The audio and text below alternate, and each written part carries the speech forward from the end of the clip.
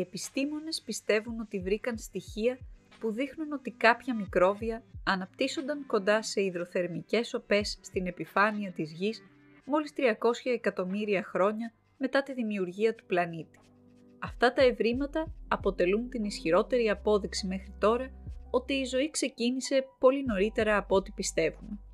Εάν επιβεβαιωθεί το χρονικό διάστημα ανάπτυξης των μικροβίων, θα αποδειχθεί ότι οι συνθήκες που είναι απαραίτητες για την εμφάνιση της ζωής είναι σχετικά βασικές. Η μελέτη παρέχει βάσιμες ενδείξεις ότι ένας αριθμός διαφορετικών ειδών βακτηρίων υπήρχε στη Γη πριν από 3,75 έως 4,28 δισεκατομμύρια χρόνια. Αυτό σημαίνει ότι η ζωή μπορεί να άρχισε μόλις 300 εκατομμύρια χρόνια αφού του σχηματίστηκε η Γη.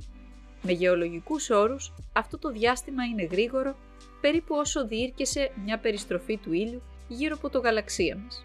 Αν η ζωή είναι σχετικά γρήγορο να εμφανιστεί, δεδομένων των σωστών συνθηκών, τότε αυξάνεται η πιθανότητα να υπάρχει ζωή και σε άλλους πλανήτες. Πριν από 5 χρόνια, ο Dominic Papineau του University College London και οι συνεργάτες του ανακοίνωσαν ότι είχαν βρει μικροαπολιθώματα σε ειζηματογενή πετρώματα πλούσια σε σίδηρο στους βράχους Νουβουατζιτάκ στο Κεμπέκ του Καναδά.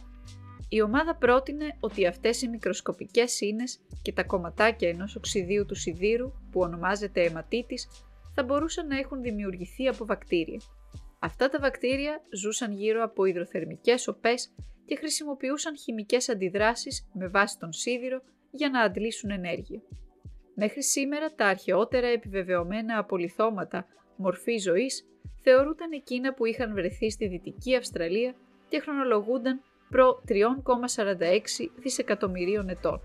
Η περαιτέρω ανάλυση του βράχου αποκάλυψε μια πολύ μεγαλύτερη και πιο περίπλοκη δομή, ένα στέλεχος με παράλληλα κλαδιά στη μία πλευρά που έχει μήκος σχεδόν 1 εκατοστό. Συνολικά αυτά τα νέα ευρήματα θα μπορούσαν να υποδηλώνουν ότι μια ποικιλία μικροβιακής ζωής μπορεί να υπήρχε μόλις 300 εκατομμύρια χρόνια μετά τη δημιουργία της Γης. Ωστόσο δεν είναι όλοι πεπισμένοι ότι αυτά τα στοιχεία είναι βιολογικής προέλευσης. Αν και έχουν κάποια ομοιότητα με άλλα αρχαία και σύγχρονα παραδείγματα βακτηρίων, αυτές οι συγκρίσεις γίνονται σε βράχους ή περιβάλλοντα που δεν έχουν υποστεί τον πολύ υψηλό βαθμό μεταμορφισμού. Πρόκειται για μια διαδικασία που περιλαμβάνει ακραίες θερμοκρασίες και πίεση.